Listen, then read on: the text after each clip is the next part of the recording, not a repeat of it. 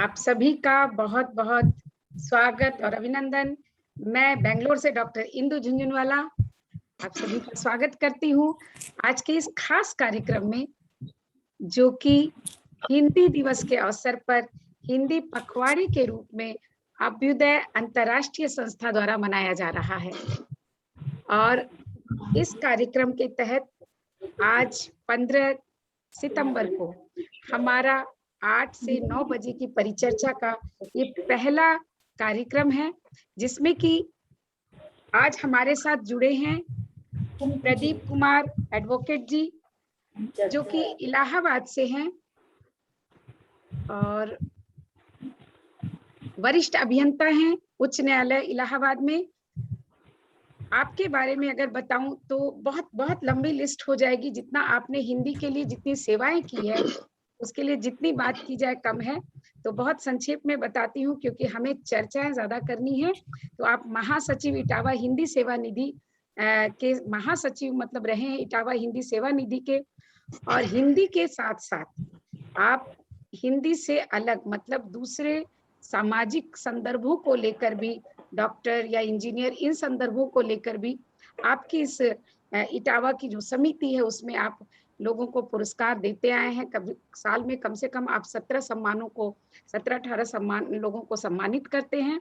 और सबसे खास बात यह है कि इस्लामिया इंटर कॉलेज इटावा में हिंदी के जो प्रोग्राम है वो आप करते हैं, और बहुत बहुत ही खूबसूरती से उन प्रोग्रामों को किया जाता है, जिसमें कि जाकिर हुसैन जैसे हमारे बड़े विद्वानों ने अपनी शिक्षा ग्रहण की है। तो आपका बहुत बहुत स्वागत है। और इटावा की जो आपकी ये जो संस्था है, इसमें अभी श्री केशरीनाथ त्रिपाठी जी जो पूर्व राज्यपाल रहे हैं बंगाल के, वो उसमें मुख्य भूमिका में हैं। तो आपका, और हिंदी के लिए आपने और आपके पिताजी ने भी एक्चुअली बहुत काम किया है। हिंदी से इनका जो प्रेम है ये इनका बिल्कुल, जिसको कहा जाए कि पैतृक संपत्ति के रूप में इनको मिला है।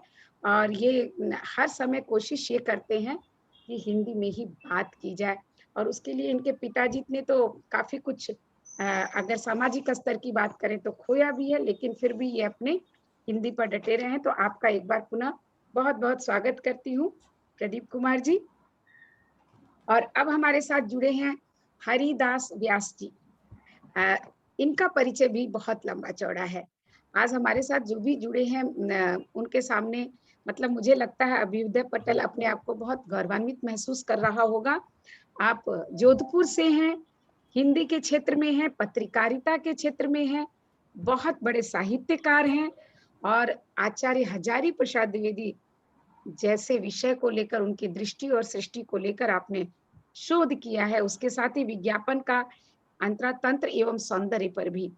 और अब आप सेवानिवृत्त हो चुके हैं, हिंदी के प्रोफेसर रहे हैं, पत्रकारिता पर अभी भी आप अतिथि शिक्षक के रूप में अपनी सेवाएं देते रहते हैं, और बहुत सारे पुस्तकों का प्रकाशन, संकलन, संचालन, जिसको कहे रचना का प्रकाशन, और कहीं ना कहीं संपादक की भूमिका अदा करते रहे हैं। और सृजन जोधपुर जो कि साहित्यिक, सांस्कृतिक और शिक्षा विमर्श की का मंच है, वहां पर आप सचिव की भूमिका में हैं, और पूर्व सलाहकार आप दैनिक भास्कर के रहे हैं। तो मुझे लगता है, और इतने सारे सम्मान आपको मिले हैं, मुझे लग रहा है मैं सारा पढ़ती रहूं तो हम बहुत पढ़ेंगे। फिर भी मैं ये जरूर कहना चाहूंगी कि रंगे राघव कथा सम्मान, राजस्थान साहित्य अकादमी सम्मान, और अखिल भारतीय कुमुद कहानी प्रतियोगिता में सम्मान, यानी बहुत सारे सम्मानों से आप सम्मानित हुए हैं। तो आपको यहाँ पर मौजूद आकर हम बहुत बहुत ही हर्ष का अनुभव कर रहे हैं। आपका बहुत बहुत स्वागत है। ये बात देख और अब हमारे साथ हैं डॉक्टर प्रेम प्रकाश शर्मा जी। कृपया जो लोग भी जुड़े हैं अपना माइक थोड़ा अनम्यूट रखेंगे तो बहुत अच्छा होगा।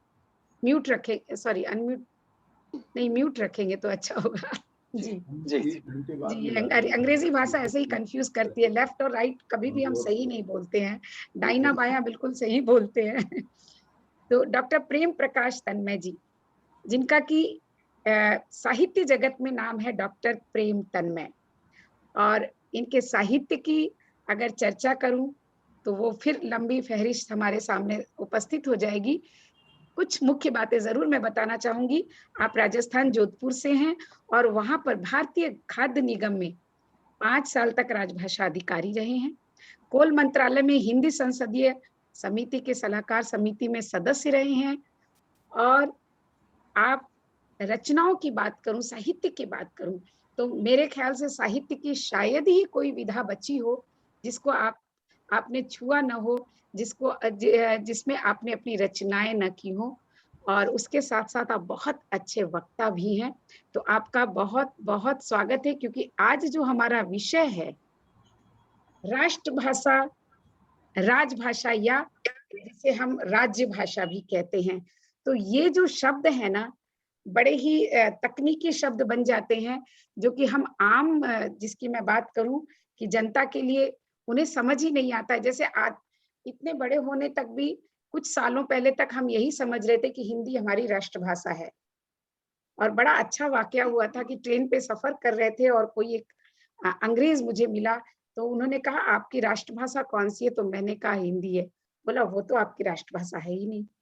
तो इस तरह से ये जो जानकारियाँ होती है ना राष्ट्रभाषा, राजभाषा, इनमें क्या फ़र्क है? तो आज का ये कार्यक्रम चूँकि हिंदी दिवस के अवसर पर है, तो मैं चाहूँगी कि हम ये जो दुविधाएँ हैं इसको भी दूर करें और अगर हिंदी हमारी राष्ट्रभाषा नहीं है, तो क्यों नहीं है और क्यों होनी चाहिए?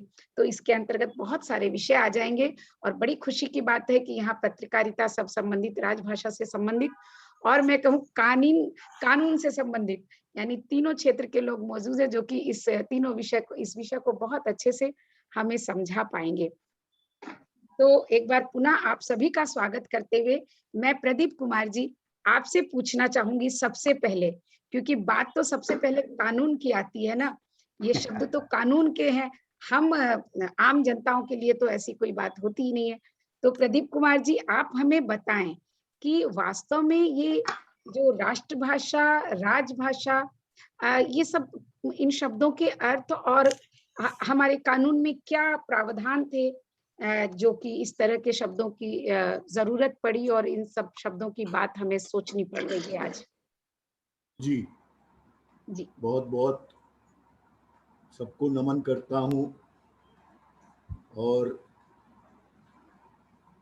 भारत की राष्ट्रभाषा या राजभाषा में जो भेद दिखाई देता है, वो आम आदमी की समझ में नहीं आता है। हम थोड़ा-सा इतिहास देखें तो इस देश की प्राचीन काल की जो भाषा थी, वो संस्कृत थी देवभाषा और देवभाषा से परिष्कृत होकर या किसी तरह से उससे टूटकर जो जनमानस की भाषा धीरे धीरे बदली, वो पाली, अपभ्रंश और उसके बाद खड़ी बोली, ये 19वीं शताब्दी में इस देश में बोली जाने वाली भाषाओं में थी। स्वतंत्रता आंदोलन भी इन्हीं भाषाओं में चला। जवाहरलाल जी ने एक नया नाम दिया, उन्हें हिंदी नाम से कुछ शायद ज़्यादा लगाव नहीं था तो वो हिंदुस्तानी कहते थे और इस पे बड़ी बड़ी बहसें हुई।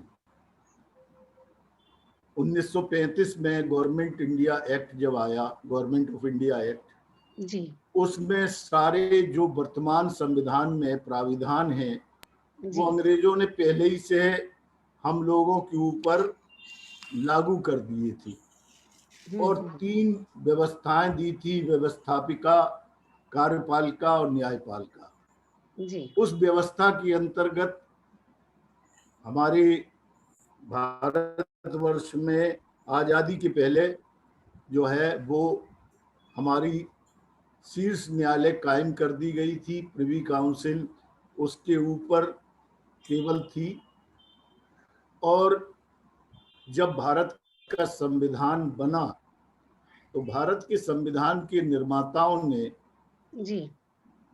जो अपनी संविधान सभा में चर्चाएं की, उन चर्चाओं में विशेष रूप से इस देश की भाषा क्या हो, इस पर बहुत विचार किया गया एक षड्यंत्र भी उस समय था कि किसी तरह हिंदी को भारत की राष्ट्रभाषा न बनने दिया जाए।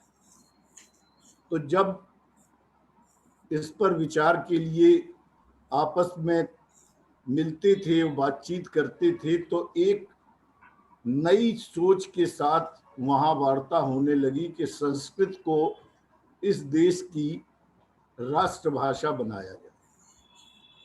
और उसको नौकरशाहों ने इस तरह से अपना प्रचार प्रसार किया कि वो तो चाहते नहीं थे कि ना संस्कृत बने ना हिंदी बने।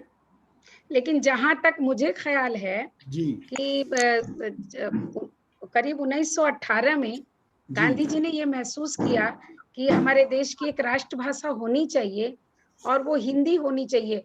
तो जब हमारा संविधान बना जी 1950 में, तो उसमें क्या प्रावधान आया, आप उसके बारे में वही थोड़ा वही बता दें। मैं बताना चाहता हूँ।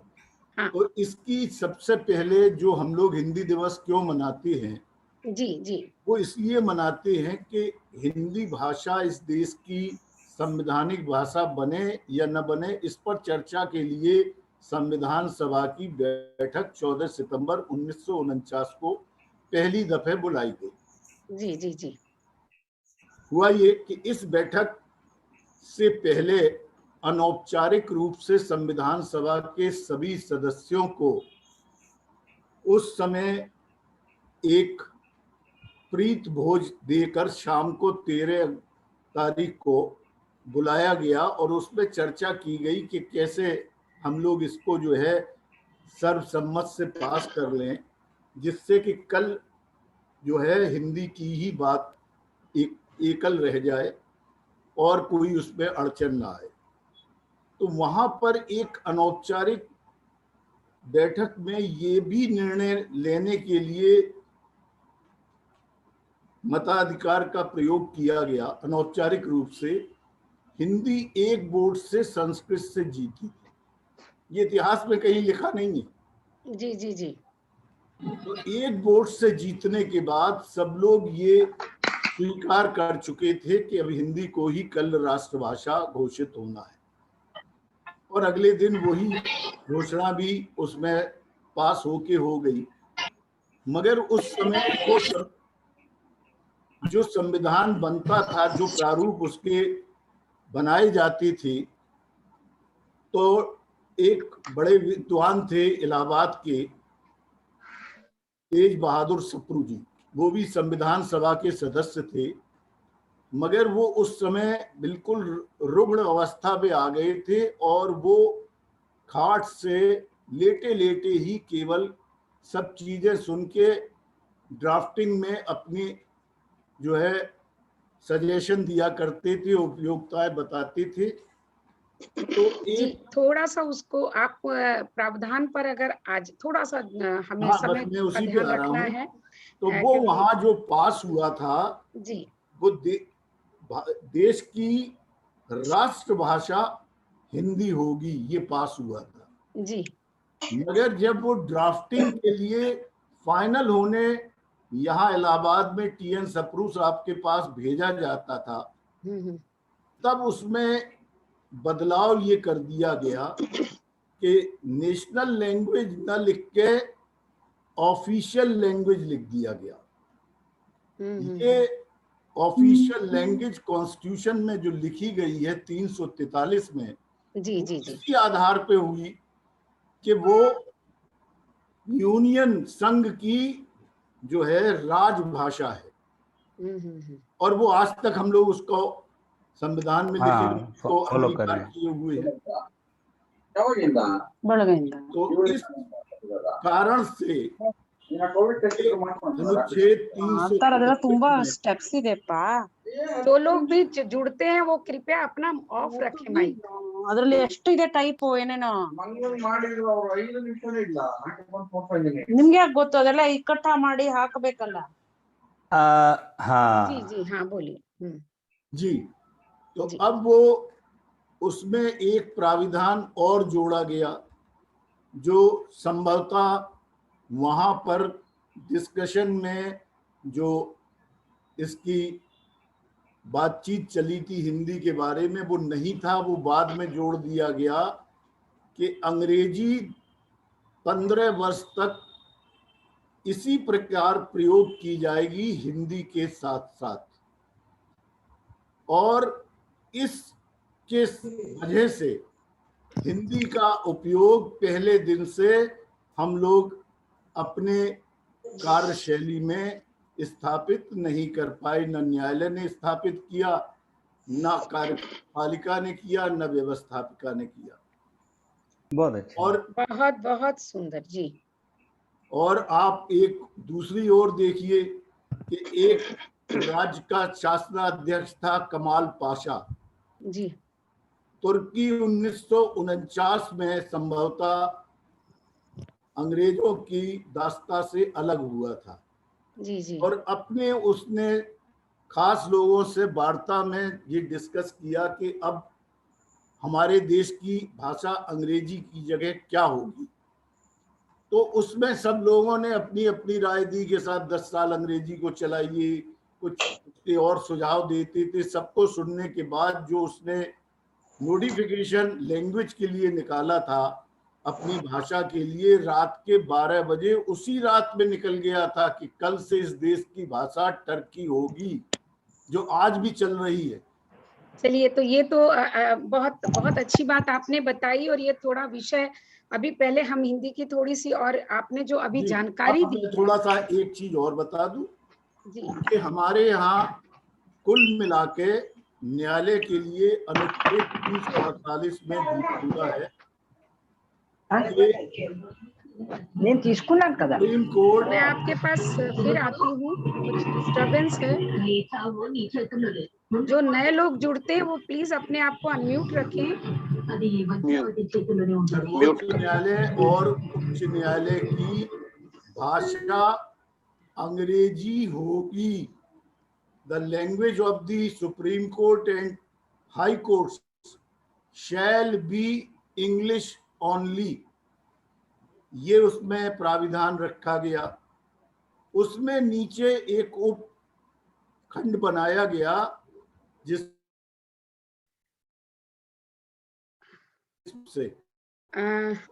कि हम नहीं करवा पा रहे। ठीक है, उसमें लिखा है, मैं आपके पास फिर आती हूँ। जो आपने कहा है उसके लिए थोड़ा सा फिर हम इनसे भी पूछ लें।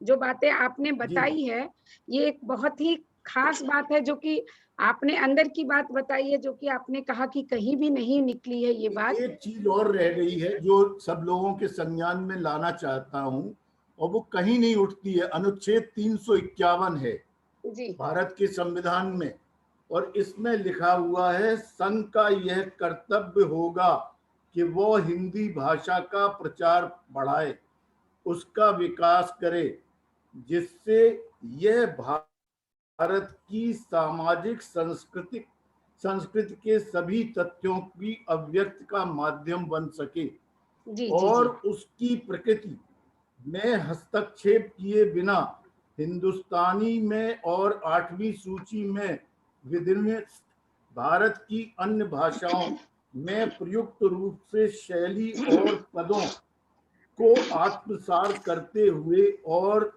जहां आवश्यक व वांछनीय हो वहां उसमें शब्द भंडार के लिए मुख्यतः संस्कृत से और गौड़ता अन्य भाषाओं के शब्द ग्रहण करते हुए उसकी समृद्धि सुनिश्चित की जाए। इसको कोई पढ़ता ही नहीं। बहुत बहुत सही बात आपने आज तक कही। इस पर कोई विचार नहीं होता है। हाँ, इस पर हम ये जो आपने मेरा जो अंतिम निवेदन बात जो आपने कही है सब लोग आज वो इस पर हमारे विचार बाद करने की की बात है। जरूरत है।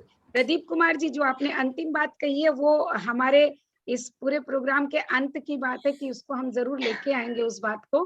तो पहले हम इसमें आगे जो आपने कहा उससे जो प्रश्न मेरे दिमाग में आए थे, फिर इस बात से वो थोड़ा मैं भी भटक गई हूँ, क्योंकि ये अंत वाली बात थी। लेकिन मैं ये कहना चाहूंगी कि जो आपने बताया कि हिंदी जो है कैसे राष्ट्रभाषा बनते बनते राजभाषा बन गई, और आज तक वो राष्ट्रभाषा के पद पर नहीं रही, ये तो एक विषय था ही। लेकिन एक विषय ये था जो कि मैं सर हरिदास व्यास जी आपसे जानना चाहूंगी कि हिंदी ये राजभाषा और राष्ट्रभाषा, पहले तो आप इसमें अंतर बताएं कि लोगों को ये समझ आए कि दोनों में फर्क क्या है। जैसा कि अभी जी उन्होंने बताया कि ये ऐसे जी बनी है, लेकिन वास्तव में फर्क हाँ, क्या है? सुनने में तो एक जैसी जी लगती है राजभाषा और जी जी राष्ट्रभाषा। जी जी हाँ, जी जी जी जी बिल्कुल। और पहले तो आपको धन्यवाद दूं, आपने एक ऐसा मुद्दा उठाया है जो इस देश के हर नागरिक को जानना जरूर। जी और जी प्रदीप जी, आपको प्रणाम करता हूं कि आपने हमारा काम बड़ा सरल कर दिया, आपने बेसिक बहुत चीजें बहुत सही। सारी बता दी है। मैं आपका बहुत जी शुक्रिया अदा ये करता तो हूँ, दिल से इसके अदा बारे करता में हूँ। इनकी जो खोज है ना इतनी डीप है जी कि वो मैं सारे जी जी डॉक्यूमेंट्स जी अगर आपको भेजूंगी तो आप निस्संदेह ताज्जुब निस्संदेह करेंगे निस्संदेह। जितना प्रदीप कुमार जी नहीं, इसके मैं लिए कर समझ रहे हैं। गया इनके जी जी जी बिल्कुल बिल्कुल। इनके इस कथन से मैं समझ गया। जी जी और इसलिए मैं सैल्यूट करता हूँ, खास तौर से प्रणाम करता हूँ इन्हें। जी जी बिल्कुल क्योंकि इन जैसे विद्वानों के कारण ही हम बात आगे कर पाते हैं। एकदम बिल्कुल बिल्कुल। हम आगे बात करते हैं, इससे आगे की बात करते हैं। स्वागत भाई। पहले तो हम ये समझ लें कि राष्ट्रभाषा कहते किसे हैं और राजभाषा कहते किसे हैं, ठीक है ना। राष्ट्रभाषा की परिभाषा है कि किसी भी देश की वह भाषा जो उस देश के सर्वाधिक लोगों द्वारा बोली, समझी, लिखी, पढ़ी जाए, वह उस देश की स्वतः राष्ट्रभाषा है। इसे ध्यान रखिएगा, हम हिंदी के बहुत से विद्वान इसमें गलती करते हैं। गलती, मैं शब्द इन्वर्टेड कॉमा में कर रहा हूं, क्योंकि हमारे यहाँ हर बात सीधे विषय के अनुरूप नहीं समझी जाती, उसे राजनीति का छौंक लगाकर समझी जाती है। बहुत अच्छा। इसलिए मुझे ये लगता है कि हमें इस बहस में नहीं पड़ना चाहिए कि इस देश की राष्ट्रभाषा कौन सी है, क्योंकि उसकी परिभाषा में ही यह सत्य छिपा हुआ है कि इस देश में जो भाषा सर्वाधिक बोली समझी जा रही है वो हिंदी है, वह स्वतः रूप से हिंदी है। जी और बिल्कुल। यह कब तय होता है? यह हर 10 साल बाद जनगणना में तय होता है। आगे की बात चूंकि हम 2-3 किश्तों में बात करेंगे, इसलिए इसके अंदर की परत मैं इसके बाद खोलता हूँ। जी जी बिल्कुल। अब जो दिक्कत आई राजभाषा जो हमने घोषित की, जी 343 धारा का जो पहला खंड था कि भाई इस देश की राजभाषा हिंदी हो, ठीक है, अच्छा था। लेकिन हमने क्या साइन किया कि चूंकि अब तक सारा काम अंग्रेजी में होता रहा, इसलिए अगले 15 वर्षों तक अंग्रेजी भी राजभाषा के रूप में कार्य करती रहेगी। इंदु जी, यहाँ तक हम सहन कर लेते हैं, हमारी सहन शक्ति तो बहुत है। जी लेकिन जो तीसरा इसका अगला बिंदु है वह सबसे खतरनाक, और वो यह है कि जब तक हिंदी इतनी सबल नहीं हो जाती कि वह सारे राजकार्य कर सके, तब तक यह अंग्रेजी राजभाषा के रूप में चलती रहेगी। बस यहाँ आकर के यह सबसे बड़ी बस ये षड्यंत्र हो गया। अब ये षड्यंत्र हो गया। अब षड्यंत्र हुआ किंतु जी हमारे पास दो तरीके थे। हमारे पास एक तरीका तो श्रीलंका वाला। श्रीलंका जब आजाद हुआ तो वहां भी राजभाषा और राष्ट्रभाषा का सवाल आया, तो श्रीलंका सरकार ने एक समय दे दिया कि इतने समय में यदि आप सहेली सीखते, वहां अंग्रेजी वर्सेज सहेली नहीं था, वहां सहेली वर्सेज तमिल था, तो वहां की सरकार ने एक नोटिस दे दिया कि यदि आप 90 दिनों के अंदर सहेली सीख लेते हैं तो आपकी नौकरी बरकरार है, अन्यथा आपकी नौकरी तब तक के लिए स्थगित होगी जब तक आप ये भाषा सीख नहीं जाते। तो आप ताजुब करेंगे कि वहां के लोगों ने भाषा सीखने में 45 दिन भी नहीं लगाए, और वो भाषा तो प्रदीप कुमार जी ने कहा ही ना कि वो एक साजिश के तहत ये कार्य है। जी बिल्कुल, ये था। अभी साजिश की तो परतें बहुत है, क्योंकि जो समितियां बनी, जो पारिभाषिक शब्दावली की समितियां बनी, आप समितियों की सूची देखिए, उसमें उस सूची को आप पढ़ेंगे तो आप देखेंगे उसमें हिंदी के कितने लोग हैं। जब हिंदी की पारिभाषिक शब्दावली बन रही है तो उसमें हिंदी के लोग कम क्यों हैं इतने, और उसमें संस्कृत के लोग अधिक थे। उसका परिणाम क्या हुआ कि हिंदी अंग्रेजी से कठिन लगने लग गई। माफ कीजिए, मैं तो खुद बैंक में पहली बार खाता खुलवाने गया और हिंदी का फॉर्म जब मेरे सामने रखा तो मैं तो चकित रह गया, मुझसे तो पढ़ा ही नहीं जाए। तो उसने कहा पढ़े लिखे नहीं हो क्या? मैंने कहा भैया पढ़ा लिखा हूँ, कॉलेज में पढ़ाता भी हूँ, पर ये कौन सी हिंदी है जो मुझे समझ। हम यहाँ दूसरे शिकार हुए जो भाषा को समृद्ध करने का तरीका हुआ वो गलत तरीका था।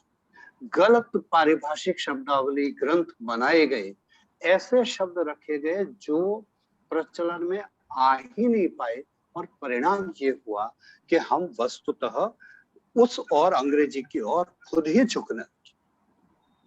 क्यों ये हो रहा था? षड्यंत्र क्या था? हिंदू जी इसे समझिएगा बारीकी से। हम किस तरह राजनीति करने के आदी हैं। अगर इस देश की राजभाषा, मान लो राष्ट्रभाषा का जिक्र ही नहीं होता, ठीक है ना, इस देश की राजभाषा हिंदी हो, क्या परिणाम होता? इस बात को हिंदी प्रदेश वालों ने नहीं ज्यादा गंभीरता से लिया, पर दक्षिण में गंभीरता से लिया। और आपकी जानकारी आपको याद दिला रहा हूँ, आपको तो पता ही होगा कि जब 15 साल पूरे होने आ रहे थे, उसके 1 साल पहले पूरे दक्षिण में हिंदी के विरोध एक अभियान, जो हिंदी में लगाए हुए थे, तख्तियां लगाई हुई थी, बोर्ड लगाए हुए थे, कार्यालयों में जो नाम पट्टिकाएं लगाई हुई थी, उन सबको कालिक पोत दी गई। और उसके न्यूटन के गति का तीसरा नियम है क्रिया प्रतिक्रिया का नियम। जब वहां क्रिया हुई तो हिंदी प्रदेश में प्रतिक्रिया हुई, और परिणाम ये हुआ कि भाषा के नाम पे, एक बार तो हम राजनीति के नाम पे 2 भागों में बंट गया ये देश, अब भाषा के नाम पे बंट गया, उत्तर वर्सेस दक्षिण, बल्कि कहें हिंदी वर्सेस अंग्रेजी। क्योंकि उन्हें लगा कि सारे प्रशासनिक पदों पर हिंदी प्रदेश के लोग आ जाएंगे अगर इस देश की राजभाषा हिंदी होगी। और उससे बचने के लिए उन्होंने, आपको जानकारी होगी कि एक राज्य के विधानसभा पर बाकायदा एक झंडा लहराकर यह धमकी दी गई कि यदि हिंदी को राजभाषा, केवल हिंदी को राजभाषा घोषित की गई तो आप हमारे प्रदेश को भारत में मत समझिएगा। यह षड्यंत्र के शिकार हम होते रहे। और मेरा ये कहना है कि अब हो तो गए, अब देखो अब उनको हम बुरा भला कहें उससे कुछ नहीं होगा, सांप निकल गया और लकीर पीटे, इससे कुछ नहीं होगा। अब हम अगले चरण में, मैं अभी मेरी बात यही इसलिए समाप्त करूंगा कि हम अगले चरण में इसके निराकरण क्या है उसको ढूंढेंगे। इस चरण में केवल मैं ये बात साफ करना चाह रहा हूँ कि राष्ट्रभाषा तो हिंदी है। बहुत से मित्र इस अभियान में लगे हैं कि उसे घोषित करो, मत डालिए इसे राजनीति, मत डालिए, वो तो स्वतः है। अब 2021 की जनगणना होगी, उसमें भी होगी, ठीक है ना। अब हमें निपटना है राजभाषा से। तो आइए अगले चरण में बात करते हैं, जब तक प्रेम भाई को सुनने का आनंद जी जी जी। तो अब मैं चाहूंगी कि तन्मय भाई, राष्ट्रभाषा क्या है और बिल्कुल मैं विषय को अपनी तरह से बात करता हूँ इंदु जी। बिल्कुल। तो मैं ये कहना चाहूंगी, अभ्युदय का पहले तो बहुत बहुत धन्यवाद करता हूँ कि उन्होंने ऐसे विचारों उत्तेजक विषय को आपके सामने रखा। और दूसरी बात मैं ये कहना चाहता हूँ कि आज के जो वक्ता हमारे बीच में अधिवक्ता जिनको मैं कहूँ, प्रदीप जी, बाकायदा उन्होंने अपनी वकालत के अंदाज में अपनी बात को कही, बिल्कुल जो जैसे कोर्ट में कही जाती है। तो न्यायालय में जिस तरीके से उद्धृत करके बात करते हैं वैसे उन्होंने अपनी बात कही। जी। और मैं दूसरा धन्यवाद डॉक्टर हरदास व्यास जी को देना चाहता हूं कि उन्होंने उनमें से उस बात को उठा लिया जो वाकई हम लोगों को चर्चा में इस समय होने के लिए जरूरत है। जी। तो मैं आप दोनों का धन्यवाद करते हुए, प्रदीप जी और डॉक्टर व्यास जी, मैं अपनी बात को आगे करता हूं कि क्या मुश्किलें हैं कि राजभाषा और राष्ट्रभाषा में षड्यंत्र पूर्वक 22 भाषाओं को भी वही दर्जा देने की कोशिश की जाने लगी।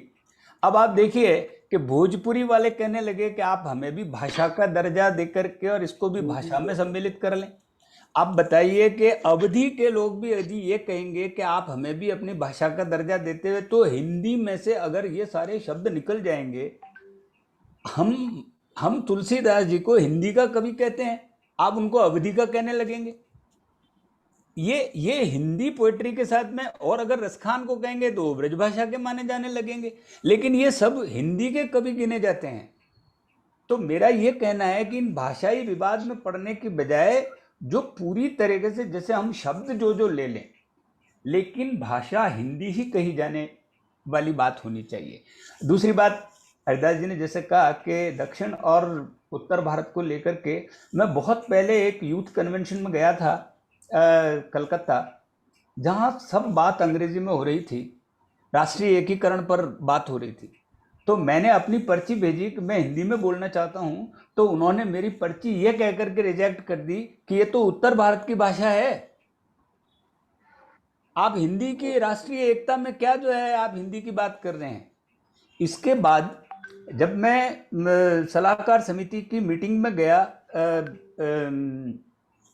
पीयूष गोयल जी उसकी अध्यक्षता कर रहे थे, मैंने वहाँ खड़े होकर के प्रश्न किया, आपको पता हो तो केंद्रीय प्रोजेक्ट के जितने भी कार्यक्रम हैं जहाँ खर्च किया जाता है वहाँ पर हिंदी, अंग्रेजी और वहाँ की राजभाषा के अर्थ जो है राज्य की भाषा का प्रयोग 3 भाषाओं के अंदर वहाँ पर स्लोगन्स या लिखा जाना चाहिए। मैंने उनसे कहा कि आपको आश्चर्य होगा कि जब मेट्रो ट्रेन के अंदर जो कि केंद्र की मदद से लगाई गई परियोजनाएं हैं उन पर भी कर्नाटक में लिखने से मना कर दिया, और उन्होंने उसके ऊपर जैसा कि हरिदास जी कह रहे थे कि स्लोगन्स के ऊपर वो पोत ब्लैक दिया पट्टी गया। डाल दी। हाँ, जी जी, तो बहुत। आप बताइए जिस आदमी को कन्नड़ भाषा नहीं आ रही होगी और वो अगर बेंगलोर आया हुआ हो और उसे अंग्रेजी भी नहीं आती है, तो आप बताइए उसके लिए तो, जैसा कि हम लोग जानते हैं हमारे गांव के लोग तो इस चीज को नहीं समझते हैं, अब उसके लिए तो ट्रेन का डिब्बे से उतरना भी मुश्किल कि ये कौन सा स्टेशन आया है। मतलब इतना मुश्किल काम पैदा कर देना किसी के लिए कि कोई दूसरे राज्य के अंदर जाकर के, इसलिए एक भाषा का होना बहुत जरूरी है। और जैसा हरिदास जी ने कहा कि अगर ये हमारे यहाँ पर दंड का प्रावधान नहीं है, जो व्यक्ति राजभाषा में भी, आप देखिए कि अंग्रेजी के एक लैंग्वेज रख दी उन्होंने कि आप या तो हिंदी में कीजिए या अंग्रेजी में कीजिए, और सबसे बड़ी बात ये कि यदि कहीं विवाद होगा तो अंग्रेजी के लिखे हुए को ही सत्य माना जाएगा। अब आप बोलिए कि जिस आदमी को इंग्लिश आती नहीं उस आदमी के लिए ये बाध्य कर दिया जाए कि ये तो अगर कहीं विवाद है तो अंग्रेजी के ट्रांसलेशन को ही सत्य माना जाएगा। इसके अलावा आप देखिए कि राजभाषा और राष्ट्रभाषा में फर्क क्या है। जैसा कि मैंने बताया, एक तो नियमों की प्रतिबद्धता है राजभाषा में।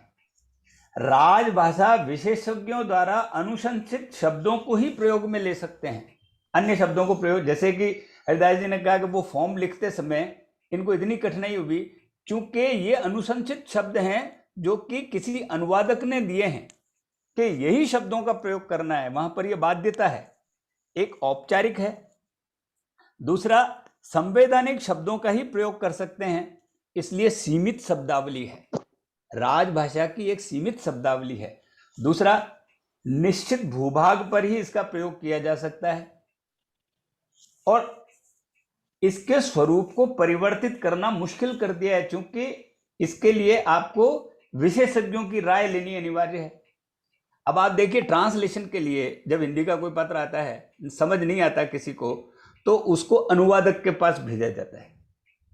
अनुवादक उसका जिस तरीके से ट्रांसलेट करता है वो उसी रूप में उसको समझता है, और समझने के बाद में मुश्किल ये आती है कि उसको समझ ही नहीं आता कि वो लोग क्या कहना चाहते हैं।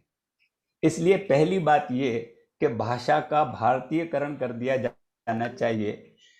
आपको आश्चर्य होगा कि ऑक्सफोर्ड की जब डिक्शनरी निकली तो अंग्रेजी के शब्द इतने थे कि जब उनकी समिति की मीटिंग हुई और ये कहा कि इतने ज्यादा शब्दों को लेकर के और आप जो है किस तरीके से बात कर सकते हैं, ये तो अंग्रेजी के शब्द है ही नहीं। अंग्रेजों ने ही कहा कि ये अंग्रेजी के शब्द नहीं है, तो दूसरी भाषाओं के शब्द हैं और इनको निकाल दिया जाना चाहिए। और जब उसमें से उन शब्दों को निकाल दिया तो ऑक्सफोर्ड की डिक्शनरी हो गई इतनी सी, क्योंकि अंग्रेजी के तो शब्द बहुत कम हैं, सारे शब्द बाहर से लिए गए हैं। ये बात हिंदी के साथ में होनी चाहिए। अगर अनुशासित या अनुशंसित शब्दों का ही प्रयोग होने लगा तो आपकी हिंदी इतनी कमजोर हो जाएगी। मैं कल भी कह रहा था कि भाषा का भारतीयकरण किया जाना जरूरी है। यही कामकाजी भाषा में जब मैंने उनसे ये कहा कि आप सरल हिंदी के शब्दों को काम में लेने की इजाजत दीजिए, आप ये मत कीजिए कि जो ट्रांसलेशन होकर के शब्द आए उन्हीं का प्रयोग करना अनिवार्य है। हरिदास जी, मैं वहां पर संसदीय समिति की मीटिंग में बार बार ये बात कहता रहा कि दंड का प्रावधान कीजिए, जो भी पत्र बाहर जाते हैं वो हिंदी में जाएं, और अगर हिंदी में नहीं जाते हैं तो प्रशासनिक अधिकारी उसका जवाब दे कि ये पत्र हिंदी में क्यों नहीं गया, और अगर फिर भी पत्र अंग्रेजी में चला जाता है तो दंड का प्रावधान होना चाहिए कि आपने ऐसा क्यों किया। हमारे यहाँ पर केवल पुरस्कार देने की योजना है, पुरस्कार की इच्छा है, आदमी लेना चाहे हाँ, न लेकिन लेना चाहे। एक बात है ना तन्मय भाई, आप जब कह रहे हैं दंड का प्रावधान होना चाहिए, तो दंड हाँ। का प्रावधान तो तब होगा ना जब आप कोई नियम बनाएंगे। तो मैं यही कह आपने रहा तो जो हूँ, नियम ही नहीं बनाए हैं ना, मैं आपने यही तो बात अंग्रेजी कह रहा को हूं कि सरकार जब तक राजनीतिक लाभ छोड़ करके, जब तक हिंदी को लगाने के लिए नियमबद्ध होकर के नियम नहीं बनाएगी, संविधान से पारित नहीं होकर के संविधान में परिवर्तन नहीं किया जाएगा, तब हाँ, तक राजभाषा में इस तरीके की दिक्कतें आती रहेगी। हाँ, तो वो अभी जो प्रदीप कुमार जी ने जो अंत में पढ़ा था वो पैसेज, वो बात है ना कि वो जो बात है, प्रदीप कुमार जी आप वो जो बता रहे थे एक बार वो बताएं, क्योंकि अनुच्छेद वो चीजें किसी 351 की जानकारी में ही नहीं आई है ना।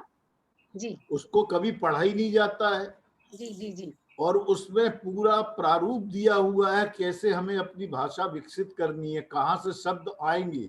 जी। अब मैं आपको हाँ, एक पुराना छोटा सा एक अब मैं उदाहरण बताऊं विकसित के जी लिए जी क्या करते हैं, ये हाँ विकसित के लिए हिंदी दिवस मनाते हैं, और ये विकसित करने के लिए हिंदी पर प्रतियोगिताएं आयोजित करते हैं। जी ये जी, विकसित, बस और एक उसमें दिन के लिए, औपचारिकताएं, उसमें बस एक औपचारिकताएं दिन डाल के दी लिए, गई है। हाँ, हाँ, एक दिन के लिए खाली बस।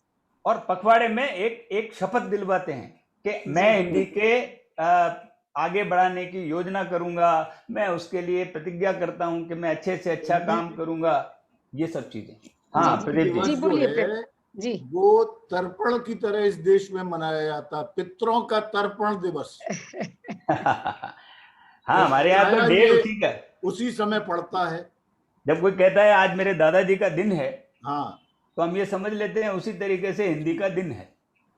मैं एक छोटी सी और आपको बताना चाहता हूँ जी कि जरूर। इंग्लैंड में 1730 तक वहाँ की जो ऑफिशियल लैंग्वेज थी वो लैटिन और फ्रेंच थी, और उसके बाद वहाँ एक आंदोलन हुआ और अंग्रेजी बोलने वालों को सेकंड सिटीजन समझा जाता था।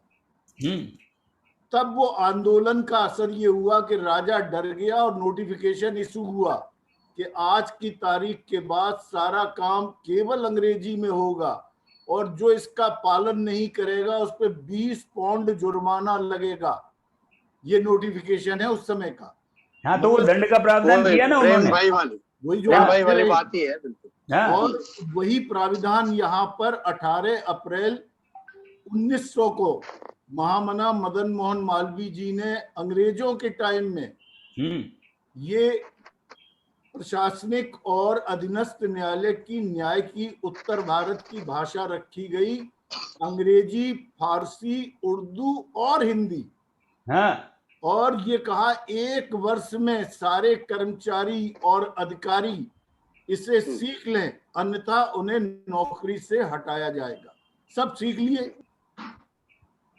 आज ये वोट मांगने तमिलनाडु में जाते हैं, बहुत सम्मान के साथ मैं कह रहा हूँ, राजनीति की कोई बात नहीं कर रहा हूँ, वहां पे अनुवाद तो तमिल में करा लेते हैं, मगर बाकी सब काम संसद में और कार्यपालिका में वो अंग्रेजी में ही करते हैं। आज भी तमिलनाडु को छोड़ करके बाकी संघों में राजभाषा लागू है जी, तमिलनाडु उसमें से अलग कर दिया गया। अलग है।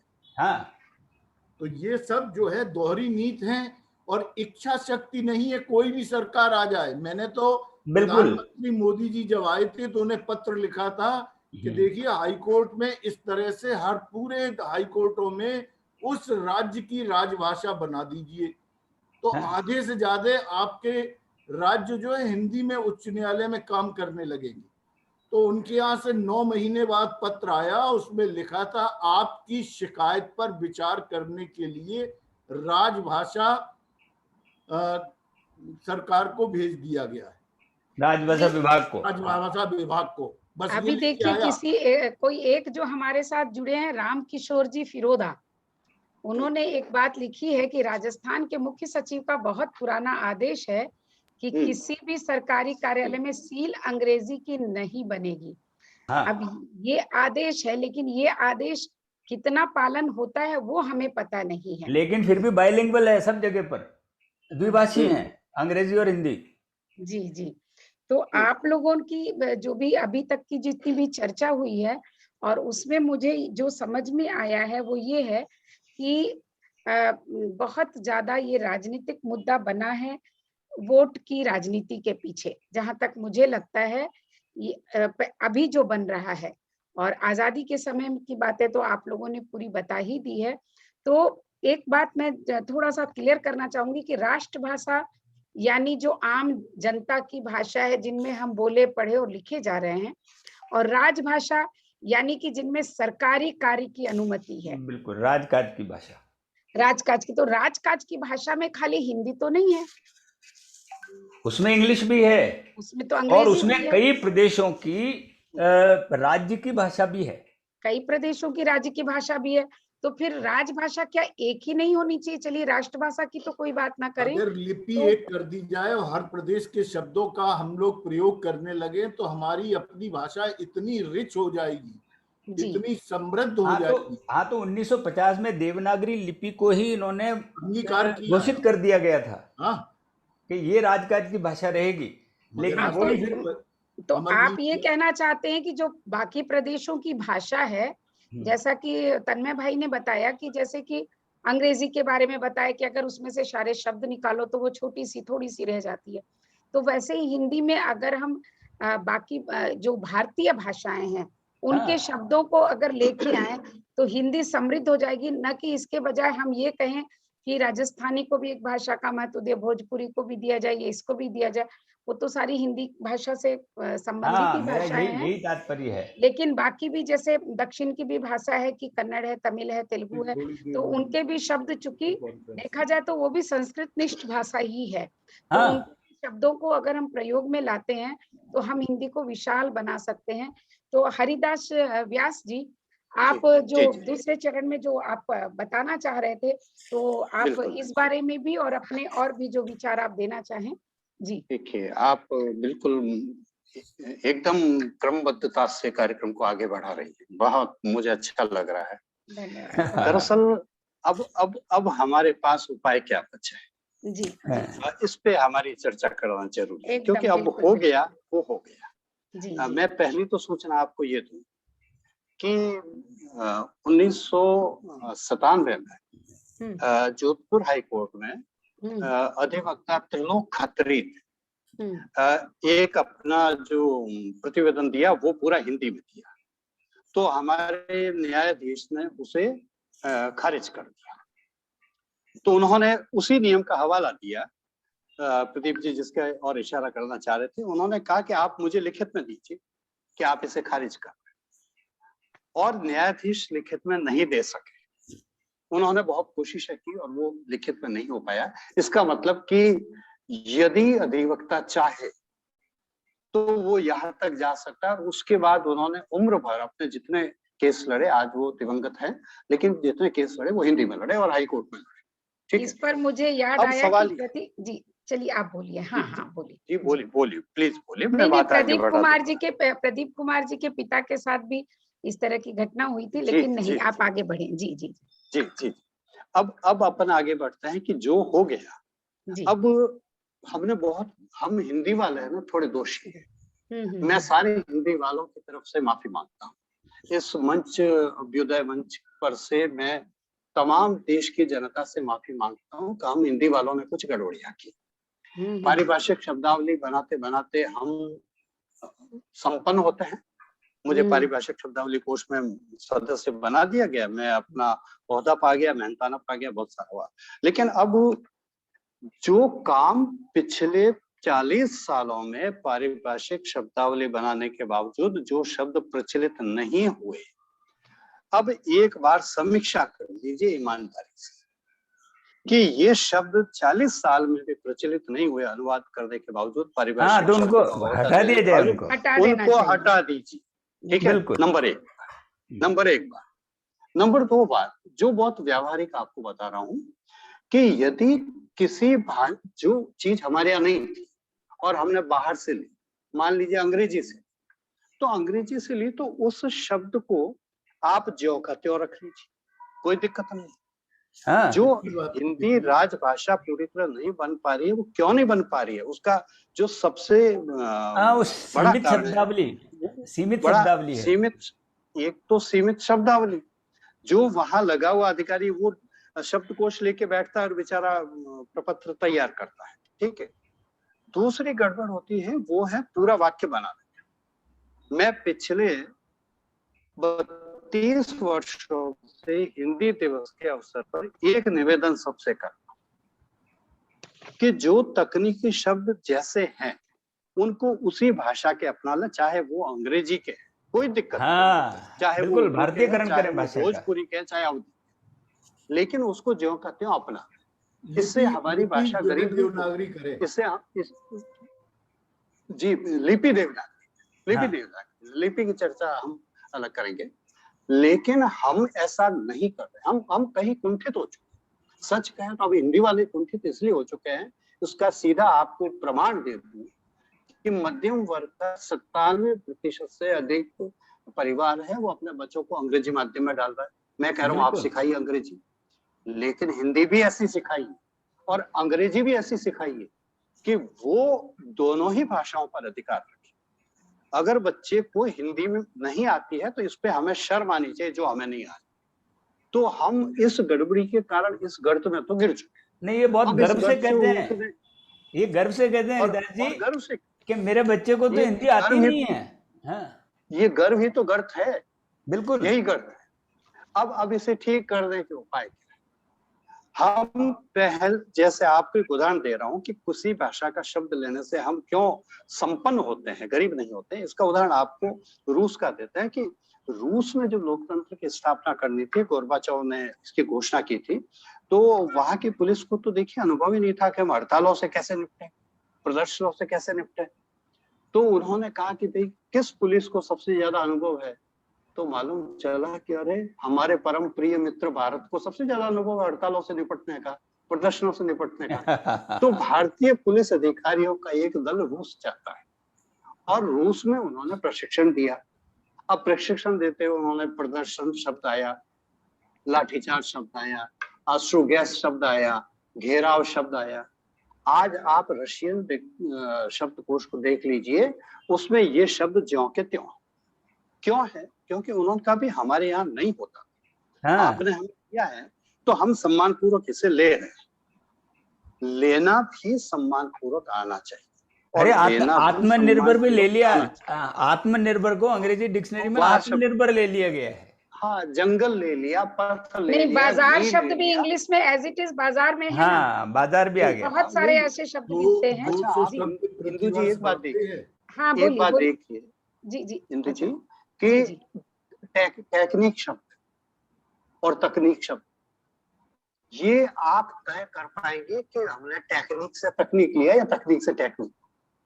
मतलब आप भाषा को खुली छोड़ दीजिए तो किस तरह से भाषा स्वतः उस शब्द को गढ़ ले। फ्रेंच की तो अंग्रेजी से दुश्मनी थी, 36 का आंकड़ा। और फ्रेंच लोगों ने, आप देखिए वहां पर इंजीनियरिंग की, मेडिकल की सारी पढ़ाई अपनी भाषा में होती। जापान में अपनी भाषा होती, चाइना में होती, मंदारिन में होती, मंदारिन में होती। लेकिन अब फ्रांस अंग्रेजी का दुश्मन होने के बावजूद उन्होंने जब यूनिवर्सिटी को लेना था तो उन्होंने यूनिवर्सिटी कर दिया, अपने ढंग से उसे इस तरह से कर दिया कि शब्द ले लिया लेकिन अपनी मौलिकता, अपनी स्थानीयता, अपनी देशजता उसे बरकरार रखा। हम कहीं न कहीं ये गड़बड़ कर रहे हैं कि कुंठित मनोवृत्ति के कारण इन शब्दों को लेने में हिचकिचा रहे थे। परिणाम ये हुआ कि हम न हिंदी के रह पाए और न अंग्रेजी के रह पाए। बहुत अच्छी बात। और आज की तारीख में इंदु जी, मुझे शर्म के साथ कहना पड़ रहा है कि एक स्नातक का विद्यार्थी, चाहे उसके हिंदी भी हो एक विषय और एक विषय अंग्रेजी भी, उसे आप एक प्रश्न न शुद्ध हिंदी में लिखवा सकते हैं न अंग्रेजी में लिखवा सकते हैं। बिल्कुल सही कह रहे हैं। इसके लिए हमारी नीतियां दोषी। हमने अंग्रेजी और हिंदी भाषाओं को ऐच्छिक विषय ऐसे किए कि जिनके प्रतिशत उसकी मार्कशीट में नहीं जुड़ते हैं। वो पास होने के लिए केवल वो पेपर देता है, जो विद्यार्थी वो पेपर दे रहा है, अगर वो प्रतिशत में जुड़ना शुरू हो जाए तो वो उसमें भी मेहनत करेगा। 12वीं कक्षा तक जुड़ते हैं, 12वीं कक्षा तक वो मेहनत करता है, उसके बाद नहीं करता है। आपको जान के आश्चर्य होगा कि इस विश्व में कुछ ऐसे देश भी है कि जो आपके स्नातक होने के बाद में एक भाषाई परीक्षा और लेते हैं और उसमें न्यूनतम अंक पास होने के लिए है वो 60%। यानी कि कहीं न कहीं दोष हमारे भाषाई नीति निर्माण करने की दृष्टि में, बिल्कुल सही, इसको ठीक कर दीजिए। जी जी, और बहुत सुंदर। आप हर विभाग का संस्था प्रमुख यह राजभाषा आयोग को लिखे कि हमें तकनीकी शब्द जो जिस भाषा का है उसे उस भाषा में करने की छूट दे दी जाए।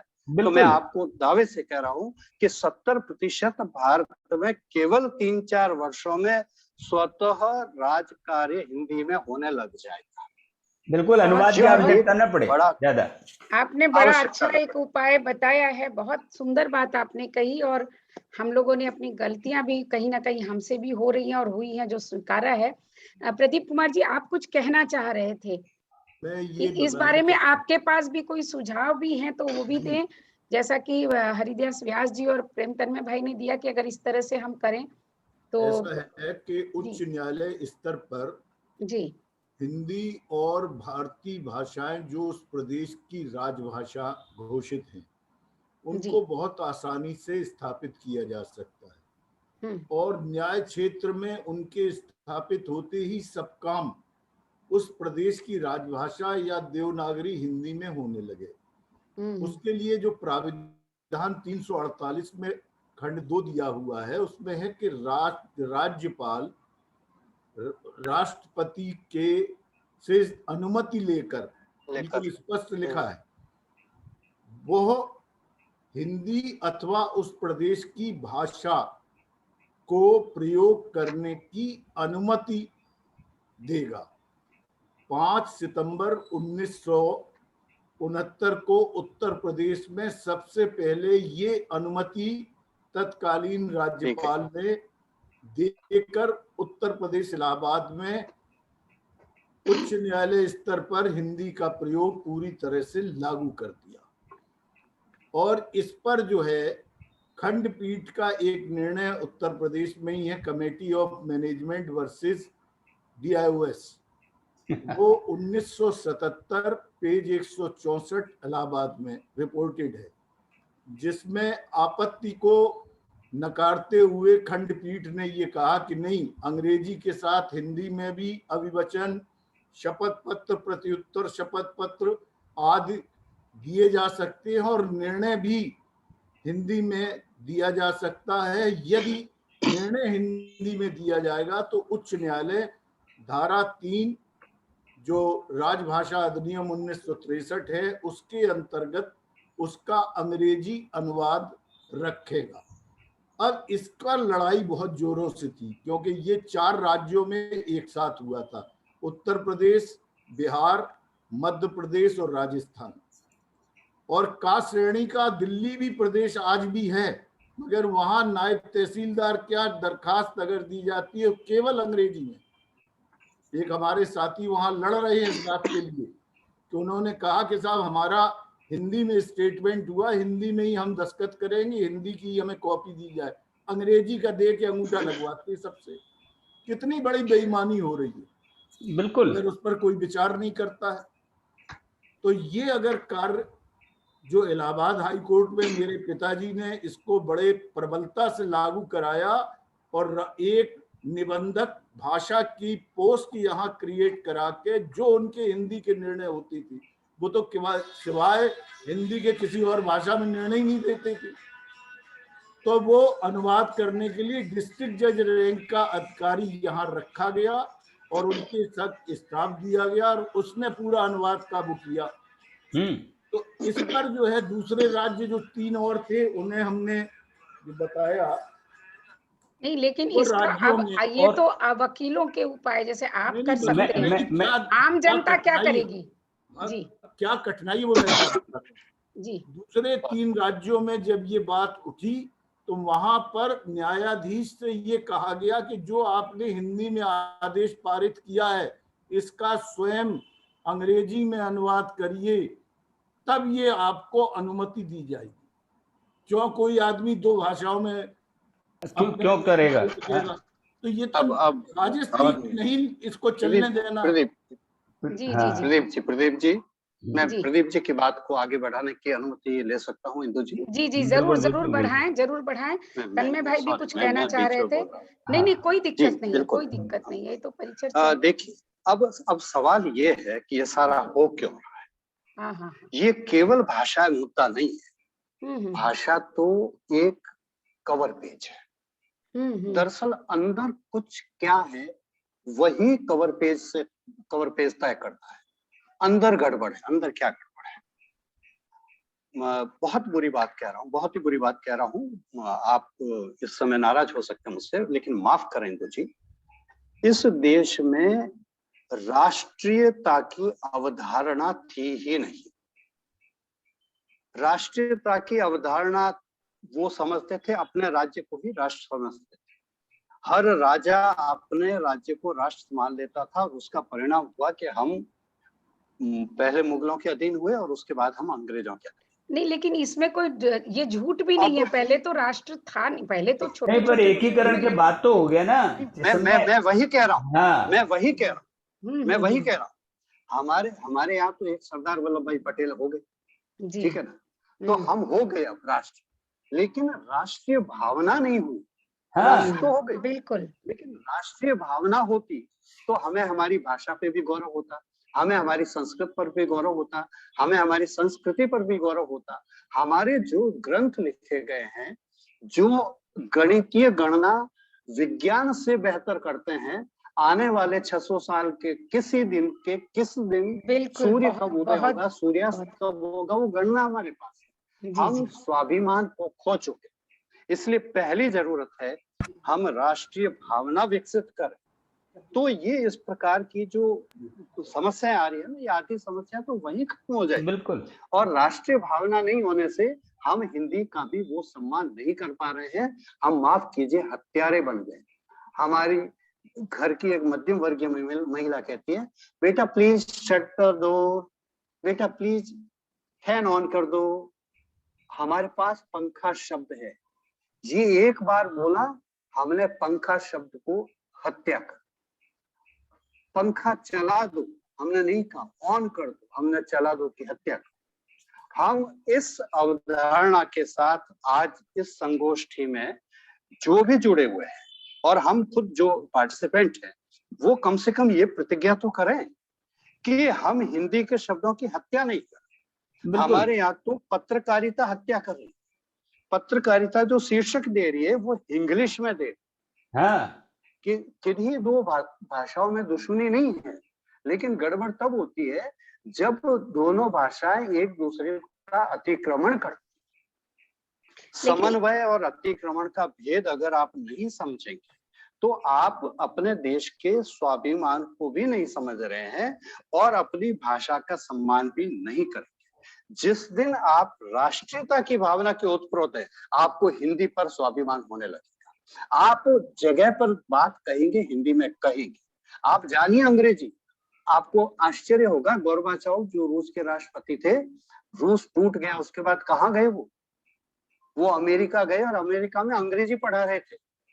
एक रशियन राष्ट्रपति इस कदर अंग्रेजी सीखे कि वो अमेरिकन अंग्रेजों को अंग्रेजी पढ़ा रहे थे। हम भी ऐसा सीखे, अंग्रेजी भी सीखे, लेकिन हिंदी नहीं सीखे। यह हमसे गलती है। ये जो माताएं पिता जो गौरव करते हैं कि हमारी बच्चा फराटे से अंग्रेजी बोलता है, गौरव करे, लेकिन इस बात पे शर्मिंदा हो कि उसे हिंदी बोलनी नहीं आती। जिस दिन यह शुरू हो जाएगा, आप विश्वास कीजिए, हम भाषा को गौरव देने के साथ स्वयं भी स्वाभिमान समझने लग जाएंगे। बहुत बहुत सुंदर ये चर्चा जा रही है। और घड़ी भी उतनी ही तेजी से बढ़ती बिल्कुल जा रही बिल्कुल, है। मैं देख रहा हूँ। तो मैं अब इसको मतलब बहुत सारे पॉइंट्स बहुत सुंदर निकल के आए हैं, और पता नहीं आप लोगों की बातें सुनने के बाद मुझे ऐसा लगा कि आप तीनों के साथ एक एक घंटा तो अलग से बात करनी चाहिए, तब जाकर के जो हमने जो विषय चुना है उस विषय के साथ न्याय हो पाएगा। लेकिन कोई बात नहीं, हम फिर से जरूर एक बार और बैठेंगे और इसी तरह से बैठेंगे। लेकिन अभी मैं चाहूंगी कि तन्मय भाई कुछ कहना चाह रहे थे, नहीं तो नहीं, तन्मय भाई आप। मैं यही कह रहा था, मैं हरि भाई की बात का समर्थन करते हुए ये बात कह रहा था जी जी कि हमें अपनी भाषा पे गर्व तो करना ही चाहिए, लेकिन न जानने पर शर्मिंदा भी होना चाहिए। जी हमें शर्मिंदा होना चाहिए इस बात पर कि मेरा बच्चा हिंदी नहीं जानता है, इस बात पे शर्मिंदा होना चाहिए, और इस बात पे तो गर्व करना ही चाहिए। मैं ब्यूरो चीफ जो यहाँ पर अनुवाद ब्यूरो है वो बेंगलोर में है, और सारे भारत भर की अनुवाद के लिए अगर कोई बहुत बड़ी बात आती है तो बेंगलोर में अनुवाद ब्यूरो के ऊपर वो अनुवाद के लिए आता है। डॉक्टर समीर जी उसके जो निदेशक रहे हैं, कल हमारे साथ में जुड़े थे। मैं अनुवाद ब्यूरो गया हूँ, मैंने वहाँ पर अनुवाद ब्यूरो की कार्यशाला में जो दीक्षांत समारोह होता है उसमें मैं गया, मैंने देखा कि अनुवाद के लिए वो कितनी माथापच्ची करके ऐसे ऐसे शब्द निकाल करके लेकर के आते हैं जिसका अर्थ तक नहीं आता, उनको खुद को भी नहीं आता, जो नहीं, कभी किसी को याद नहीं आपने होते। जो ये हाँ, बात कभी कभी कही याद याद नहीं नहीं रह होंगे। सकते। अभी आप बोलिए, रेलगाड़ी के लिए जो शब्द निकाला है वो लोपतगामी जीवन भर लोग नहीं सीख सकेंगे। नहीं, वो मजाक है हिंदी का। वो मजाक मजाक होता है, इसलिए क्योंकि वो लोग ये शब्द कहते हैं, संस्कृत से लेकर के आए हैं। मैं कहता हूँ कि लोग कहते हैं ना उसकी हिंदी हो गई, हाँ, ये एक मुहावरे के रूप में प्रचलित किया गया इस बात बिल्कुल को बिल्कुल। कि हिंदी हो जाने का मतलब उसकी जो है वो इंसल्ट हो गई। जी जी जी इस तरीके के शब्दों का जो इतना जो, इसलिए मैं ये कह रहा हूं कि जो शब्द आपको आते हैं उनको प्रयोग में लें, और बहुत ज्यादा क्लिष्ट अनुवाद के चक्कर में पड़ने से राजभाषा भी गड़बड़ा रही है, और इसी के चक्कर में हिंदी से लोग दूर भी हो रहे हैं। बहुत बहुत सुंदर बात आप लोगों ने बताई है। प्रदीप कुमार जी, आप भी 2 मिनट कंक्लूड करना चाहेंगे कुछ? मैं बस यही निवेदन सॉरी, फिर मैंने कंक्लूड शब्द का इस्तेमाल किया, क्षमा चाहूंगी, निष्कर्ष देना चाहेंगे? जी जी उपसार कर जी हम बस यही निवेदन करेंगे जी कि संकल्प हम लोग कुछ लें जी जी जीवन में। जी हिंदी का प्रयोग अगर करना है जी तो कुछ संकल्प ऐसे लेना पड़ेंगे कि जो कार्य दृढ़ता के साथ केवल हिंदी में करा जाए। जी जैसे अपने बैंक का काम जी जी जी अक्षर हिंदी में बनाइए। मैं अपना सारा बैंक का काम हिंदी में केवल करता हूं। जब कोई आता है बैंक से कि अकाउंट आप खोल लीजिए, पूछते हैं कि जाओ पहले पूछ के आओ कि हिंदी में हमारे सब काम होंगे, एक्सेप्ट करेंगे कि नहीं आप? तो वो कहते हैं हाँ साहब। एक अमेरिकन बैंक यहाँ आई थी, उसने भी हमको अप्रोच किया था। हमने उससे कहा, बोले साहब बिल्कुल करेंगे, हमें तो बहुत खुशी होगी। अमेरिका की बैंक, वो हिंदी में हमसे काम कराकर और वो चीजें सीखना चाहती है, और हम जो है अकाउंट पेई को आज तक वैसे ही लिखते हैं। मैं अपने हस्ताक्षर हिंदी में करता हूँ। आ खा भू अकाउंट पेई चेक का हमने हिंदी बनाया है। आदाता खाता भुगतान, ये मैं बहुत शॉर्ट। सुंदर। तो और कुछ आप जी जी जो आज यहाँ जुड़े हैं वो उनसे बहुत विनम्रता के साथ अपील और निवेदन कर रहा हूं कि संकल्प लेके जाएं कि कल अपने बिल्कुल। बैंक के सारे काम अपने हस्ताक्षर केवल हिंदी में करें, या हमारे जो राज्य की जो राजभाषाएं उनमें करें। बहुत सुंदर। आने वाली पीढ़ी को भी ये संदेश, आने वाली जी, पीढ़ी को।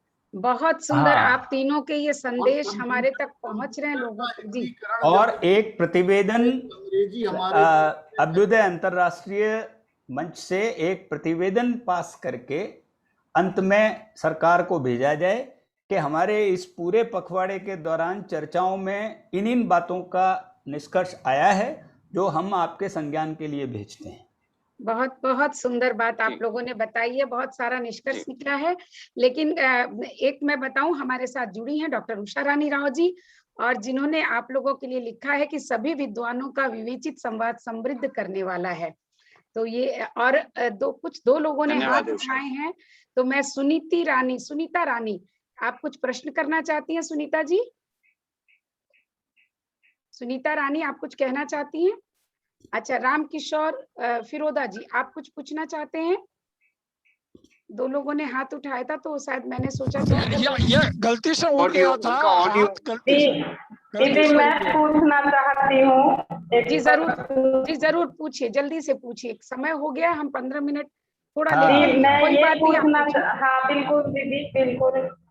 एक छोटा सा प्रश्न है मेरा कि आज के नवांकुर जो साहित्यकार हैं जी वो दोहों और जो रचनाएं लिखते हैं उनमें अंग्रेजी शब्दों का यूज प्रयोग करते हैं, जी तो क्या देखिए, आपकी बात को मैं समझ गया हूं कि अगर नए लोग जिनके पास में उसका कोई शब्दों को मेरी लिखते समय, आवाज आ रही है? हाँ मंजू जी आपकी आवाज आई है और मैं उसी का उत्तर दे रहा हूँ कि जो नए, सुनाई दिया। जो नए लिखने वाले लोग हैं, अगर उनको कोई शब्द ऐसा नहीं मिलता है कि जो हिंदी का हो, तो वो उस शब्द को काम में लेते हुए अपनी अभिव्यक्ति जरूर करे। ये नए देखिए, लेखकों इसकी के लिए ऐसा एक और नहीं है। उदाहरण, इसका एक और उदाहरण है। ज्ञान रंजन की एक कहानी आई थी, हाँ। फैंस के इधर उधर। अब फैंस शब्द जो है उसके लिए हिंदी में शब्द नहीं था। ज्ञान रंजन जी से बहुत सवाल, हाँ, बहुत ज्ञान रंजन जी को पूछा गया कि आपने तो शीर्षक ही दे दिया अंग्रेजी का, फैंस के इधर। तो ज्ञान रंजन जी ने बड़ी विनम्रता से कहा कि भाई मुझे आप इसका शब्द बता दीजिए। बिल्कुल। तो जहां शब्द नहीं है आप बिल्कुल काम में लीजिए, लेकिन जहां शब्द है उसको अप्रचलित मत कीजिए, बिल्कुल शब्द की हत्या न करें। बिल्कुल शब्द की हत्या न करें। शब्द जब तक काम में आएगा तब तक शक्तिशाली रहेगा। बहुत धन्यवाद आपका। जी तो अब हम बिल्कुल आज की जो ये चर्चा रही वो इतनी सार्थक रही है, इतनी सुंदर चर्चा रही है। हालांकि ये विषय इतना गहन है और प्रदीप कुमार जी के पास भी इतने सारे डॉक्यूमेंट्स हैं, जो डॉक्यूमेंट्स की बहुत मुश्किल से, बहुत जिसको कहते हैं दुर्लभ डॉक्यूमेंट्स हैं उस समय के। और आप लोगों ने जो उपाय बताए हैं जिससे कि हम अपनी हिंदी को प्रस्थापित कर सकें सही तरीके से, बहुत बहुत अच्छा लगा। तो आप लोगों की जो पूरी बातें हुई उसका सार मैं 2 मिनट में जरूर कहना चाहूंगी कि एक तो जो भी कारण रहा हो, राजनीतिक कारण से हमें नहीं विवादित विषय में जाना है। जैसे कि हरिदास द्वासनी ने कहा जो हो गया वो तो हो चुका है, हम आगे क्या कर सकते हैं। तो जो हो गया उसमें क्या खामियां रही थी वो जरूर जानने की जरूरत है। और वो खामियां जो आपने बताई हैं मैं ब्रीफ में बता देती हूँ कि जिन्होंने शब्दावली जिनको बनाने बैठे थे वो संस्कृत के ज्यादा थे, हिंदी के कम थे। और इसके लिए जो मुझे 2 लाइन पंक्ति याद आती हैं कि बहुत सुंदर नेपाली जी ने लिखा था कि दो वर्तमान का सत्य सरल सुंदर भविष्य के सपने दो, हिंदी है भारत की बोली उसे अपने आप पनपने दो। तो अपने आप जो पनपने की जो बात कही नेपाली सिंह जी ने, आज मुझे वो आपकी इस बात पे याद आया कि हम वो जो बड़े गहन शब्द और बड़े टेढ़े मेढ़े से शब्द जो है हिंदी को ट्रांसलेशन करने के लिए जब हिंदी पे थोप देते हैं, तभी वो शब्द ऐसे होते हैं जो 40 साल तक, जैसे कि तन्मय भाई ने कहा कि हिंदी हो जाती है। तो पहली बात तो ये है कि हमको शब्दावली एक बार फिर से देखनी होगी और उस शब्दावली में जो प्रचलित शब्द हैं, चाहे वो कन्नड़ के हैं या वो अंग्रेजी के हैं या वो फ्रेंच के भी हों, अगर उन शब्दों का, आपने एक बहुत सुंदर शब्द मुझे दिया व्यास जी, समन्वय और अतिक्रमण, ये अगर समझ में आ जाता है, और इसके साथ दूसरी बात जो आपने कही राष्ट्रीयता की, ये 2 मुख्य बातें जो है अगर समझ में आ जाए, क्योंकि आज के बच्चों को जो इतिहास पढ़ाया गया उसमें ये पढ़ाया गया है कि भारत तो कोई चीज ही नहीं था, कोई राष्ट्रीय तो था ही नहीं, छोटे छोटे से गांव थे और हम अब राष्ट्रीयता के गाने गा रहे हैं, जबरदस्ती थोप रहे हैं उन पर। पहली बात ये। दूसरी बात जो समझ में आई कि अतिक्रमण तब होता है जिसका शब्द जिस भाषा में है उस भाषा की बजाय अगर हम दूसरी भाषा के शब्द को, उस भाषा को नकारते हुए लेते हैं तो ये अतिक्रमण होता है। लेकिन इसमें मैं एक बात जरूर कहना चाहूंगी कि अगर हम भाषाओं का समन्वय चाहते हैं तब फिर कुछ ऐसे शब्द जो हमारी भाषा में हो तो भी हम दूसरी भाषा में लेकर के उसकी खूबसूरती को तो बढ़ाते ही हैं, दूसरी भाषा से उसका मेल भी बढ़ाते हैं। जैसा कि मैंने कल भी बताया था कि कुड़माई शब्द का अर्थ हिंदी में है सगाई, लेकिन हिंदी में लिखते समय चंद्रगढ़ शर्मा गुलेरी जी ने क्या लिखा था? कुड़माई शब्द लिखा था। तो वो भाषा, तो कुछ भाषा एक दूसरे को सिखाने के लिए भी हम दूसरी भाषा का उपयोग अपने साहित्य में कर सकते हैं, अपने बोलचाल में भी कर सकते हैं। इसको हत्या नहीं कहेंगे, इसको ये रचनात्मकता कहेंगे। हाँ, ये आंचलिक शब्दों का प्रयोग है, ये आंचलिक शब्दों का प्रयोग कहेंगे। हाँ। तो ये आपने शब्द होते ही जी। और कोई भी भाषा लेन देन से फलती फूलती है। आप किसी चीज को पकड़ कर बैठ जाएंगे तो वो जड़ हो जाती है। आप जड़ होना चाहते हैं या चेतन, ये आपको निर्णय करना है। चाहे वो शब्द अंग्रेजी के हैं, लेकिन हम जड़ हो जाते हैं, नहीं हम तो बस इसी को पकड़ के बैठेंगे, तो फिर विकास नहीं होता है। ये आप लोगों की बातों से निकल कर आया कि विकास करना है तो जड़ नहीं होना है, लेन देन बराबर बनाए रखना है। उसके लिए व्यास जी ने बहुत सुंदर उदाहरण दिए कि किस तरह से फ्रांस ने या रूस ने हमारे शब्दों को अपने डिक्शनरी में लिखा है। और उसके बाद आता है सरलता का प्रावधान, जो कि मैंने नेपाली सिंह जी में बता दिया। और दूसरा है सरल शब्दों का अगर प्रयोग रहेगा तो वो चर्चित होगा। अब ऐसे शब्द जो 40 साल से भी नहीं बन पाए, वैसे शब्दों को डिक्शनरी में रख के वास्तव में कोई मतलब नहीं होता है। शब्दों का क्या और फिर है दंड का प्रावधान। तो जब हम कोई नियम बनाते हैं तो एक्चुअली बिना दंड कहा भी है तुलसीदास ने कि बिन, वो जो बोलते हैं ना, भय बिना होत न प्रीत, भय बिन होत न प्रीत, या भय जैसे, तो वो वाली चीजें हैं कि थोड़ा सा भय भी बहुत जरूरी होता है। तो पारिवारिक शब्दों की बात बहुत समझ में आई। और जो तकनीक के शब्द हैं, जो टेक्नोलॉजी के शब्द हैं, जैसे तकनीक जरा कंफ्यूज करने वाला शब्द है, तो हम क्यों ना टेक्नोलॉजी ही बोलें। हाँ। और प्रौद्योगिकी बोलते हैं तो प्रौद्योगिकी चलन में थोड़ा कम आता है, हम बोल सकते हैं। तो टेक्नोलॉजी के जो शब्द हैं उनको एज इट इज उस भाषा से ले लें जिस भाषा से वो आए हैं, क्योंकि हमारे पास वो शब्द नहीं है तो वो हमारे भंडार को भरेंगे। तो आज बहुत बहुत बहुत सुंदर चर्चा रही और बहुत महत्वपूर्ण चर्चा रही। इस तरह की चर्चाएं अगर होती रहें, मैं तो कहूँ होती रहें, तो कहीं ना कहीं आम जनमानस का हृदय भी और उनकी बुद्धि भी थोड़ी सी विकसित हो और हम जाने सच्चाई को, जो कि आज प्रदीप कुमार जी ने भी बताया, आप लोगों ने भी बताया। और उस सच्चाई को जो बीत गई है, तो उसके लिए मैं यही कहना चाहूंगी बच्चन जी की कविता से कि जो बीत गई सो बात गई, लेकिन अब आगे की सुधले, बीती ताही विसार दे, आगे की सुधले। तो हमें आगे की सुध लेनी है और आगे हम किस तरह से अपनी इस भाषा को वो सम्मान दिला सकते हैं जिसकी वो अधिकारिणी है। बहुत बहुत धन्यवाद आप सभी का। और यशपाल सिंह जी लिखते हैं कि बहुत सार्थक और गहन चर्चा हुई है। तो यहाँ आज जो हमारे साथ जितने भी लोग शामिल हैं, सबसे पहले तो मैं प्रदीप कुमार जी का बहुत धन्यवाद दूंगी, बहुत समय दिया हमें। व्यास जी आपका बहुत बहुत धन्यवाद, और तन्मय भाई जी आपका भी।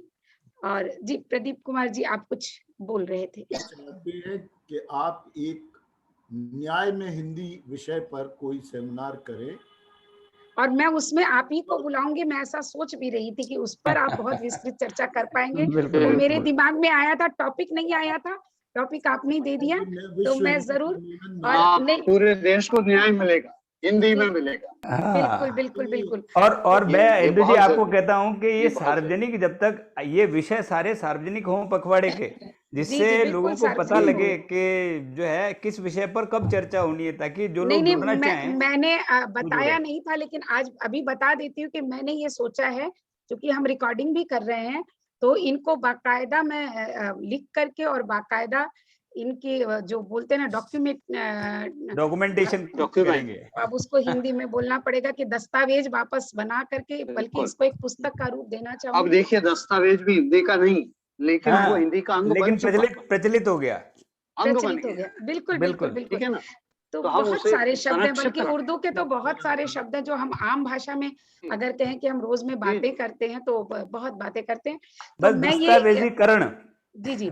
तो आप लोगों से ये कहते हुए कि भारतीयकरण जो आपने एक शब्द दिया तन्मय भाई, वो भी बहुत सुंदर है कि भाषा का राजनीतिकरण न हो, भारतीकरण हो जाए। बिल्कुल सबसे भारतीयकरण। सुंदर बात ये हो हाँ जाएगी। और बिल्कुल मैं सभी का, आप सभी का धन्यवाद देते हुए, फेसबुक से बहुत सारे लोग हमारे साथ जुड़े हैं। निश्चित ही मैं उन सारे लोगों का नाम नहीं ले पा रही हूँ अभी क्योंकि समय की, लेकिन बहुत सारे लोग कैलिफोर्निया से, मेलबर्न से, ऑस्ट्रेलिया से और अन्य काठमांडू से और भारत के अलग-अलग राज्यों से जुड़े हैं। उन सभी को मैं हार्दिक धन्यवाद देती हूँ कि आपने इस चर्चा को सुना और अपनी बातें भी उसमें लिखी हैं। तो जरूर मैं वो उनकी प्रतिक्रियाएं आप सभी के साथ साझा करूंगी। और इस तरह के जो हमने 15 विषय लिए हैं, ये 15 विषय ऐसे ही विशेषज्ञों के साथ होंगे जो कि बराबर उनका दस्तावेज भी बनेगा और लोगों तक इस बात को पहुंचाने के लिए हम और भी कोशिश करेंगे और इसका YouTube में भी हम इसे डालेंगे जिससे कि जो भी चाहे इसे सुन सकते हैं। तो आप लोगों का एक बार पुनः धन्यवाद। बहुत बहुत धन्यवाद। इंदु जी आपका धन्यवाद, आप बड़ा काम बिल्कुल। कर रही है, इसके लिए हम तीनों की ओर से आपका धन्यवाद। बिल्कुल हम आपका धन्यवाद करते हैं। जी शुक्रिया। धन्यवाद। शुक्रिया। शुक्रिया।